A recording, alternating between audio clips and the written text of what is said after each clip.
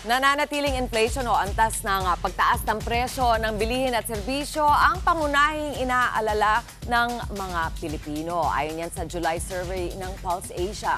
At tama ka dyan, Mami Chiki, dahil marami nga sa kanila ang umaasang maririnig ito sa SONA. Para po pag-usapan niya, makakasama natin live via Zoom ang Chief Economist ng RCBC, Mr. Mike Ricafort. Magandang umaga po sa inyo, sir. Maraming salamat sa pagsama sa amin ngayong umaga. Ay, magandang umaga po at sa inyo po mga subaybay pa.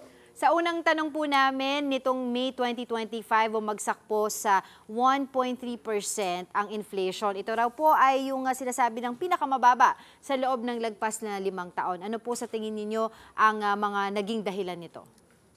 Kasi primarily, yung presyo po ng bigas. No? Kasi 1 year na po mula nung binaba yung import tariff sa bigas, no, to 15% from 35%. So parang diskwento po yan na 20% outright. Sa taon na po yan. Tapos bumaba rin po yung world price ng bigas to the lowest since November 2011 or 3.5 years. Kasi ang bigas po is 9% of the inflation basket.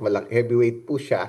At nag-improve din po kasi panahon. Wala na pong El Nino. May isang taon na po mula noong June 15 of 2024 pa. So, kaya pati yung presyo ng ibang mga agricultural products po, no? Kasi nag-normalize na yung mga ulan.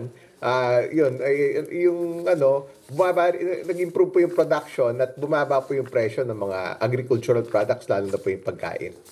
Sir, sundan ko na rin yan. Sige, if I may interrupt, si Chiki Roa Puno po ito, na pag-usapan ninyo yung bigas, ito ba ay sustainable? Ito ba ay magtatagal, itong programa nito na 20 pesos per kilo? At ano ang magiging epekto kung hindi na nga ito ma-sustain? Well, yung binanggit ko po kanina, yun po yung sa imported na bigas po, no? Kasi it's an entirely different thing. Doon naman po sa programa na targeted yun sa 20 pesos na doon sa yung mga, ano po yun parang yung hindi po yung para sa lahat muna, no? Kumbaga yung mga poorest of the poor, yung po muna yung tina-target, no? So, kailangan may budget allocation po yun kasi may subsidies po involved doon po sa 20 pesos na bigas, no? So, yung sustainability niya depende kung patuloy na mapopondan ng kung may budget po para doon. Pero yung other than that, no, yung mga bigas na nasa merkado, lalo na yung imported, no, meron din po maximum suggested retail price, no, mula pa po nung Enero yan, no, at talagang pwersadong pinababa yung presyo ng imported na bigas at sumunod naman po yung ibang yung ibang rice prices, kahit yung locally produced, kahit nga po yung palay bumaba din po, no. Kaya ayun, kaya biglang yung huli na nga po nating inflation data is 1.4%, no, as of June, no. At maybe for the rest of the year, pwedeng pa rin siya, 1% levels hanggang mga Agosto. May bagyo po kasi nung mga nakarang araw, so maaaring may pick up ng konti. Expected po yan taon-taon. Pagka storm season or typhoon season, may temporary or transitory pick up sa mga presyo ng bilhin. Kasi ganun po yun may nasisira mga pananim, tapos yung tumataas yung mga katulad ng ibang gulay, no? Pagka may mga bagyo, dahil sa mga disruption sa logistics, etc. Pero temporary, mag-normalize eventually pag nakapagtanim na ulit, no? Taon-taon po natin nakikita. So, by naman po, around mga September to December, pwedeng mag-normalize towards 2% levels, no? Kaya yung inflation natin, ang average po ngayon 1.8% from January to June. Okay. So, for the rest of the year, pwede yung mag-average pa rin po ng below 2%. Mga next year na po natin makikita yung normalization. Kumbaga, kasi mataas po yung denominator last year. Kasi year on year po yan Yung pagtaas ng presyo na nitong taon kumpara nung same period last year, no? So, mataas pa po yung base. So, magna-normalize po yung base sa pagtawid na po natin ng next year. Pero yun nga po sinasabi nila pagdating sa issue ng 20 pesos sa bigas na yan ay band-aid solution dahil napakalaking pondo ang ay gugugol dito, no, para masustain. Pero punta po tayo sa usapin ng US tariff. Ano po yung reaction po ninyo dito sa 1% point drop sa original 20% tariff rates na nakuha po ni PBBM sa pagbisita sa Amerika? Ang tanong po dito, did we give up so much and gain so little? Well, tignan natin po mabuti yung big picture, yung perspective, no? But to start with, kahit wala pa pong negosasyon, yung binigay sa atin 20%, 'di ba, bago po nag-cut. That's already one of the lowest. During that time, that was the lowest. Kumbaga wala pa po negosasyon na nangyari. It goes to show na ano no, maganda yung ano nila, yung trato at yung tingin sa Pilipinas at kasi ang pinakamababa po nung itong pagdating ng July 22 last week no, nung nag-meeting po sa Washington DC yung Philippine officials natin nag-cut ng 1 percentage point to 19%.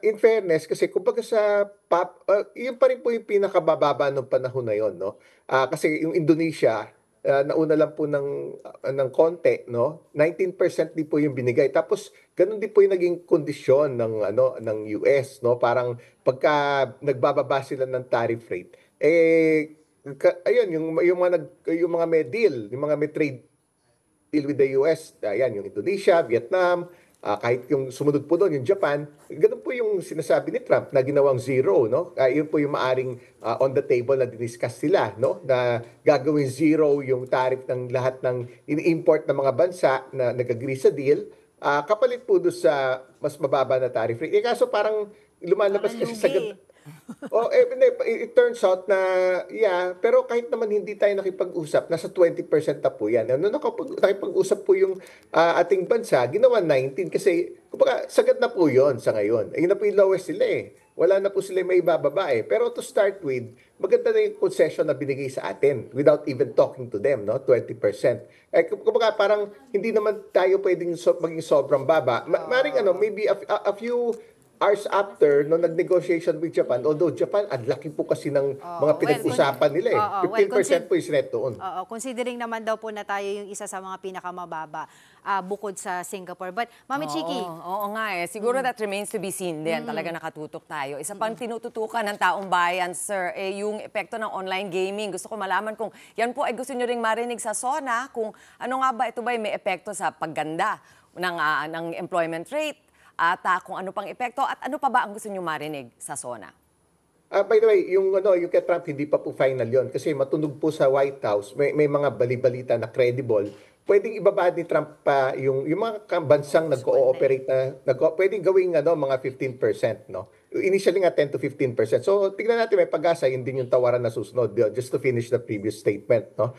We will find out by August 1 pag ma-finalize na po ni Trump. And then yung dito po sa online gaming, yun may posibilidad eh. It's either there would be restrictions, no. Kasi it would be isa sa alang-alang yung public interest, public good, no?